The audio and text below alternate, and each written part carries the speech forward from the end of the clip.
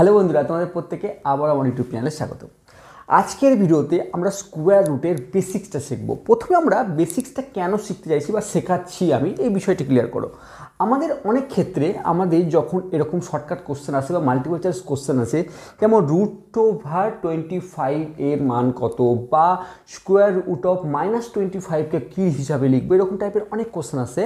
বা square root of 25 বা 25-এর বর্গমূল বা স্কোয়ার রুট অফ 25 কত বা √sin25 কত, এরকম টাইপের প্রচুর কোশ্চেন আসে, যেগুলো আমরা মাঝে মাঝে কনফিউজড হয়ে যাই এর অ্যান্সার কী হবে, কোথায় প্লাস মাইনাস হবে, কোথায় মাইনাস হবে, কোথায় প্লাস হবে, কনফিউজড হয়ে যায় এবং আমরা ভুল অ্যান্সারটি চুজ করে আসি। তো আজকে আমার উদ্দেশ্য শুধুমাত্র এটুকুই থাকবে যে আমরা স্কোয়ার রুটের বেসিক্সটা শিখবো এবং এখান থেকে যে যে কনফিউশনগুলো আমাদের মাথায় আসে সেই কনফিউশনগুলো আজকে ক্লিয়ার করবো এবং এই ভিডিও দেখার পর এই কনফিউশন যেন দ্বিতীয়বার না আসে, সেটাই আমার উদ্দেশ্য থাকবে মূল। প্রথমে দেখে নিই যে 25-এর বর্গমূল কত, যদি এরকম কোশ্চেন থাকে বা ইংরেজিতে যদি বলে স্কোয়ার রুট অফ 25 মানে 25-এর স্কোয়ার রুট কত, যদি এরকমভাবে আমাকে লিখিতভাবে লিখে থাকে যে স্কোয়ার রুট অফ 25 বা 25-এর বর্গমূল কত, তখন আমাকে প্রথমে এই সংজ্ঞাটি একটু মনে রাখার চেষ্টা করব। স্কোয়ার রুট বা বর্গমূলের সংজ্ঞাটি কী বলছে, প্রথমে সেই ধারণাটা ক্লিয়ার করি। প্রথম ধারণাটা হচ্ছে যে এর সংজ্ঞাটি এরকম বলছে যে কোনো একটি সংখ্যার বর্গমূল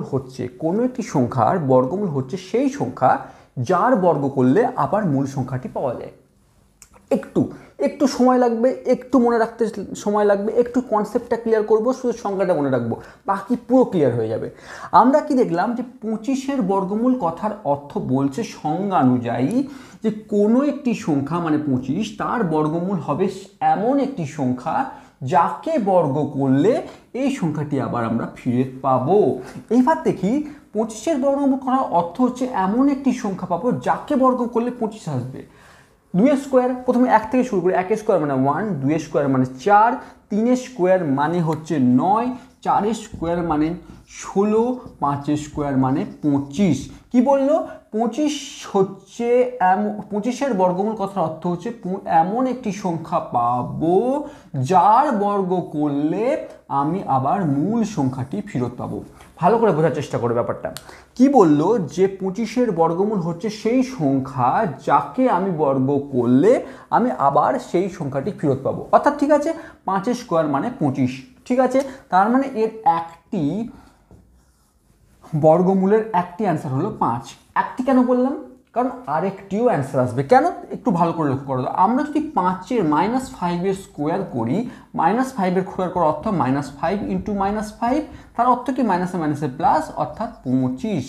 অর্থাৎ আমি -5 স্কোয়ার করলেও মানে এই 5-এর স্কোয়ার করলেও আমি 25ই আসতে পারছি। অর্থাৎ আমাকে যখন কোনো কোশ্চেন করবে যে 25-এর বর্গমূল কত বা 16-র বর্গমূল কত বা 4-এর বর্গমূল কত, তখন আমি বলতে পারবি 25-এর বর্গমূল হচ্ছে +−5 বা যদি 16-র ক্ষেত্রে জিজ্ঞেস করতো 16-এর বর্গমূল কত, তো আমরা লিখলাম +−16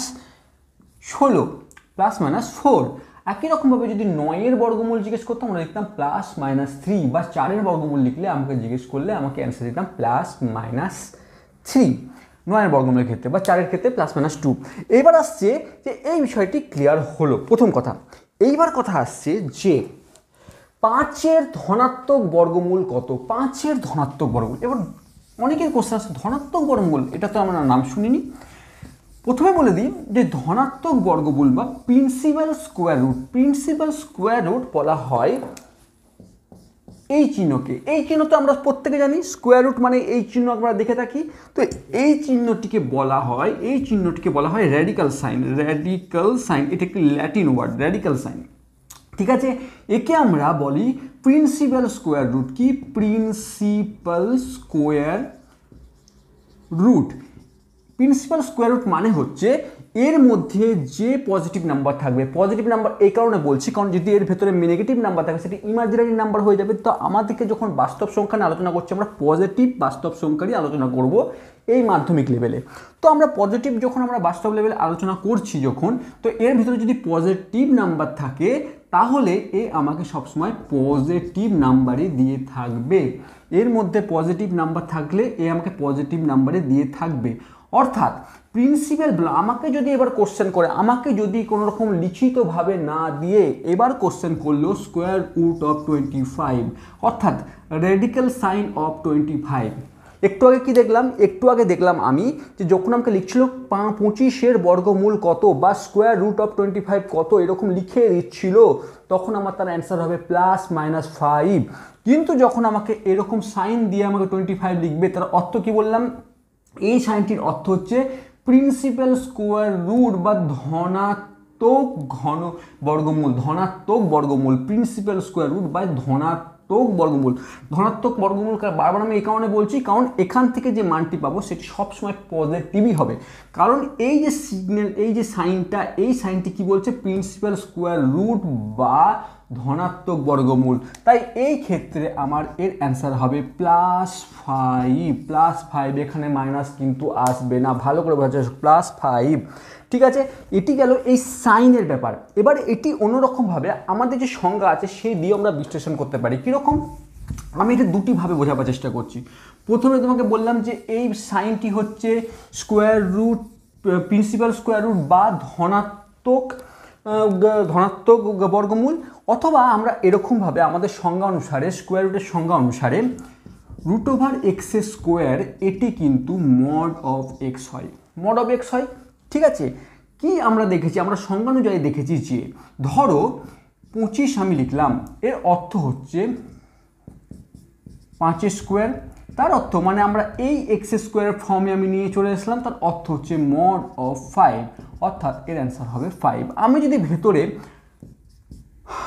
-5² থাকে, যদি -5² থাকে, সেক্ষেত্রেও আমার -5 এখানে আসবে এবং তার অ্যান্সার হবে 5। তো যখনই আমার ঠিক এইটি সংজ্ঞা অনুযায়ী, স্কোয়ার রুটের সংজ্ঞা অনুযায়ী স্কোয়ার রুট অফ x² সবসময় মড ভ্যালুকে দেবে, মড ভ্যালু বা অ্যাবসলিউট ভ্যালু। আমরা জানি মডুলাসের কাজ হচ্ছে, মডুলাস হচ্ছে এমন একটা গাণিতিক ফাংশন যে পজিটিভকে পজিটিভই রাখে কিন্তু নেগেটিভ সংখ্যাকে পজিটিভ করে দেয়। অর্থাৎ যদি এই মডের মধ্যে কোনো একটি নেগেটিভ সংখ্যা থাকে, তাকে ও পজিটিভ করে বাইরে বের করে দেয়।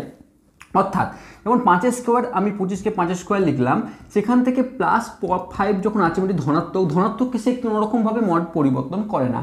ঠিক আছে, সে ধনাত্মককে ধনাত্মক অবস্থায় মানে 5ই বের করে রাখে। কিন্তু যখন -5 এলো, তখন আমরা সেই -5 মড অফ -5 কিন্তু ঋণাত্মক থাকার জন্য একে কিন্তু প্লাস করে দিল। অর্থাৎ আমরা দুরকমভাবে বুঝলাম, এক যদি এরকম সাইন অফ 25 থাকে, এরকম যদি থাকে, সেটি এই সাইনটি থাকার জন্য এটি ধনাত্মক বর্গমূল বের করতে বলছে বলে আমি এর ধনাত্মক মানটি নেব, এইভাবেও মনে রাখতে পারি। অথবা আমরা মনে রাখবো যে স্কোয়ার রুট অফ x² বা এরকম টাইপের যখন আমরা ফাংশন আসবে, তখন সেটি মড ভ্যালুকে রিপ্রেজেন্ট করে, মড মানে অ্যাবসলিউট ভ্যালুকে রিপ্রেজেন্ট করে। তার অর্থ হচ্ছে এরকম সিচুয়েশনে আমার এর অ্যান্সার আসবে প্লাস বা ধনাত্মক বা পজিটিভ অ্যান্সার আসবে। ওকে, এবার আসছি তাহলে আমরা কী কী জিনিস শিখলাম এবং কী কী জিনিস আমরা ইউজ করব একটু দেখে নিই। প্রথমে কয়েকটি এক্সাম্পল তুলে নিই। দেখো, এবার আসছি আমরা প্রথম কি শিখলাম, √25 মানে এর অ্যান্সার সবসময় কত আসবে, 5ই আসবে। ওকে, প্রথম মিনিট। ঠিক একে আমরা কিভাবে রিপ্রেজেন্ট করতে পারি, দুরকমভাবে। প্রথম কথা হচ্ছে এটি মানে হচ্ছে মড অফ -5 = 5, এটি মানে হচ্ছে √5² মড অফ -5 মানে 5, এইভাবেও লিখতে পারি। অথবা এরকম লিখতে পারি √5² মানে হচ্ছে √25, কারণ -5² হোল স্কোয়ার আছে যেহেতু, সেজন্য -5 × -5 = 25 আসবে। তো √5² হোল স্কোয়ার মানে এটাকে আমরা 25 লিখতে পারি, তার অর্থ হচ্ছে 5। আমরা দু রকমভাবে এটা প্রেজেন্ট করতে পারি, এটি সংজ্ঞা অনুযায়ী এটা আমরা বেসিক ইউজ করে করতে পারি। থার্ড কি আসছে, বা থার্ডটি খুব ইম্পর্টেন্ট, যে এরকম একটি কোশ্চেন আসছে অনেক সময়, যে আমরা জানি যে একটু ইমাজিনারি নাম্বারটা কনসেপ্ট ক্লিয়ার করি। যখন √1 ভেতরে থাকে, অর্থাৎ যখন স্কোয়ার রুটের ভেতরে -1 থাকে, সেকে আমরা i হিসাবে রিপ্রেজেন্ট করি, ইমাজিনারি নাম্বার i হিসাবে রিপ্রেজেন্ট করি। এবার অনেক ক্ষেত্রে আমার এরকম -5 × √5 এরকম √5 × √5, ঠিক এই প্রেজেন্টেশনে আসে। অনেক ক্ষেত্রে আমাকে এর মান কি বের করতে বলে, আমাকে বলে থাকে। তো এই ক্ষেত্রে আমরা ম্যাক্সিমাম ছেলে কি করি, আমরা -5 ইন্টু -5 আমরা দুটোই ব্র্যাকেটের মধ্যে আমরা স্কোয়ার রুটের ভেতরে নিয়ে যাই এবং তারপরে কি করি 25 করি এবং এর অ্যান্সার 5 করে দিই। কিন্তু এটি একটি সম্পূর্ণ ভুল কনসেপ্ট এবং ভুল একটি প্রসেস। আমরা কি করব এই ক্ষেত্রে, প্রথমে যখন এরকম সিচুয়েশন আসবে স্কোয়ার রুটের ক্ষেত্রে, আমরা একে রিপ্রেজেন্ট করব প্রথমেই ফার্স্টেই একে -1 ইন্টু 5 আর একেও -1 ইন্টু 5 করে দেবো, ঠিক আছে। এইবার আমরা জানি √1 মানে হচ্ছে i এবং √5 মানে √5। এইবার আমরা নেক্সট লাইনে আমরা কি করব, এটাকে আমি ভেঙে ভেঙে দেখাচ্ছি। নেক্সট লাইনে আমরা √5 ইন্টু -√i কে আমরা i হিসেবে -√1 কে আমরা স্কোয়ার রুট অফ -1 কে আমরা i হিসাবে লিখবো এবং নেক্সট লাইনে আমরা 5 ইন্টু i করবো, ঠিক একই রকমভাবে। এবার আমরা জানি √5 ইন্টু √5 হয়ে যাবে 5 আর i ইন্টু i স্কোয়ার। এবার i মানে আমরা জানি কি, i মানে হচ্ছে √1, তাহলে i স্কোয়ার যদি আমরা করি তাহলে হবে -1। তো i স্কোয়ার মানে -1 মানে 5 ইন্টু -1 মানে -5। তো এর অ্যান্সার হবে -5। ঠিক একই রকমভাবে আরেকটি কোশ্চেন আমি দুদিন আগে ছেড়েছিলাম, তার অ্যান্সার অনেকেই দিতে পারেনি, তো ভুল করেছে, দিতে পারেনি বলবো না, ঠিক ভুল করেছে। সেটি হচ্ছে যে স্কোয়ার রুট অফ 25 -25, যেটা এক্ষুনি আগে বলছিলাম, স্কোয়ার রুট অফ -25 অথবা আমরা একে এরকমভাবেও অনেক সময় দিয়ে থাকি যে -5 স্কোয়ার। আমরা জানি ভালো করে যে -5 স্কোয়ার মানে কিন্তু -25, ভালো করে লক্ষ্য করো -25, এটি কিন্তু whole to the power square নয়, এটি শুধুমাত্র 5-এর মাথায় স্কোয়ার আছে, মাইনাসের সঙ্গে নেই, তাহলে -5 স্কোয়ার হচ্ছে -25, মানে এটি এবং এটি সেম। তো এরকম টাইপের ক্ষেত্রে আমরা কি করব, আমরা এক্ষুনি ইমাজিনারি নাম্বারের কনসেপ্ট যেটা ক্লিয়ার করলাম ঠিক সেইভাবে এগাবো। অর্থাৎ আমরা একে -1 ইন্টু 5 স্কোয়ার আকারে লিখতে পারি। প্রথমে ভেবে নেব, আমি লাইনটি করি বা না করি, আমরা ভেবে নেব যে এইটিকে আমরা এইভাবে রিপ্রেজেন্ট করতে পারি।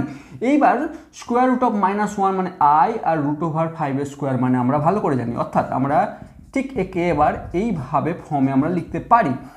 স্কোয়ার রুট অফ -1 মানে হচ্ছে i আর এই 5 square, square root of 5 square মানে হচ্ছে 5, অর্থাৎ এর অ্যান্সার হবে 5i। এর অ্যান্সার হবে 5i, ভালো করে বলছি 5i।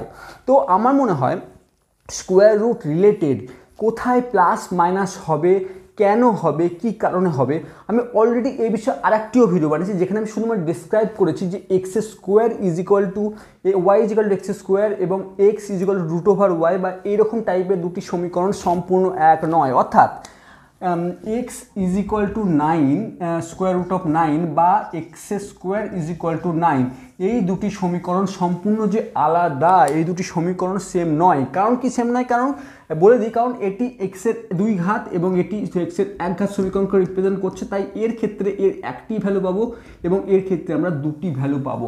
কেন পাবো, গ্র্যাপের মাধ্যমে আমি বুঝিয়েছি, সেটা যদি ইন্টারেস্টেড হও অবশ্যই দেখো। তাছাড়া আমার মনে হয় স্কোয়ার রুট নিয়ে এই কোনো কনফিউশন থাকবে না, যদি থেকে থাকে অবশ্যই কমেন্টস বক্সে লেখো, আমি চেষ্টা করব নেক্সট ভিডিওতে সেটা সলভ করার। তোমাদের জন্য ভিডিও বানানো, তোমার জন্য সব কিছু। Thank you for watching.